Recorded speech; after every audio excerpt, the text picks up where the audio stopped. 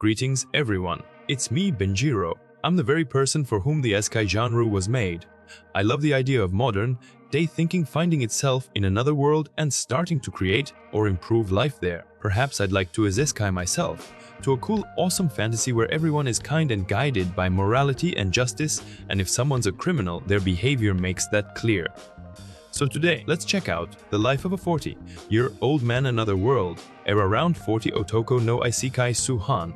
In my opinion, it's a wonderful and unconventional representative of its genre. I agree that the title might seem ordinary, but I can genuinely recommend this anime. I'll say right away that most likely it's unfinished, with only one season ever released. So don't hold your breath for a continuation. Still, its uniqueness will surely appeal to like-minded viewers. For instance, the presence of sexuality isn't limited to just one part, but runs throughout the entire series, and it's done so organically and tastefully that both adults and teens can understand that when, in the first episode, the guesthouse waitress politely bids farewell to the 40-year-old man after he treats her to some delicious fruit, there's nothing shameless about it. Unlike other anime where the main character might get overly flustered by a woman's body or even bleed from his nose, he fully appreciates the allure of the human form and doesn't mind having a great time, if you know what I mean. In this anime, human relationships are portrayed so naturally that you can't help but want to watch and observe them. However, I should point out for those new to anime that, unfortunately, some shows depict partner communication or budding love in such a grotesque, idealized manner that it becomes confusing. We might even witness, for example, something like in Black Clover, where one of the heroines is in love but seems to be battling with herself. In my opinion, that looks awful. I know some people might enjoy that tsundere heroine trope, but my advice is to seek professional help because it's a dangerously traumatic way to communicate and creates too many problems for you. But returning to this anime, it's a brilliant representative of its genre. Take, for example, this hero is invincible, but too cautious. Shincho Yusha Kono Yusha ga or Tui Kyuznai Shincho Sugiru, an extremely original and unconventional show that's genuinely interesting to watch. Unfortunately, it too only has one season. But hey, better that than nothing, right? In the life of a 40-year-old man in another world, our protagonist quickly finds himself transported to another world, so there's no need for endless stories about another office worker. I didn't even skip the first episode, so I could immediately start exploring the magical world.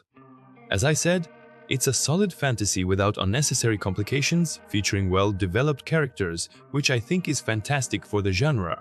Once our hero lands in the new world, he gains two magical abilities, an infinite inventory, limited only by its length-ish, and, let's be honest, he could probably hide even a working tractor in there, and an online store that instantly delivers goods from our world at excellent modern quality and a very favorable exchange rate.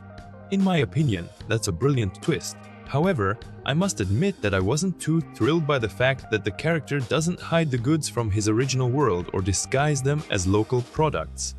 For example, there's a moment when he hands out plastic water bottles to an NPC and they don't ask any questions, as if that's just how it's supposed to be. There are many similar situations. At least, the solar panels are explained in the anime as a kind of magical artifact. Overall, it's fascinating to watch a character seeking relaxation and pleasure in a medieval fantasy world try to build a little paradise using modern conveniences. I couldn't quite understand why he took a little girl who now lives with him as his daughter. But hey, that's one of the issues of being a 40-year-old man. Perhaps, after a certain age, there's a need for children, and the author decided to show that in his own way.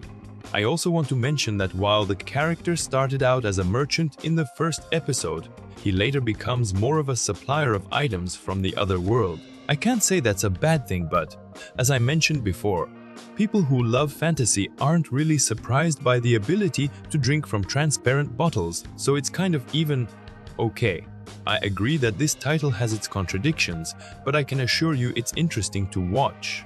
At the time of writing, only 8 out of 12 episodes have been released. Yet this anime truly captures your heart, and I know I'll be rewatching it after a hard day's work when I want to escape into a wholesome fantasy.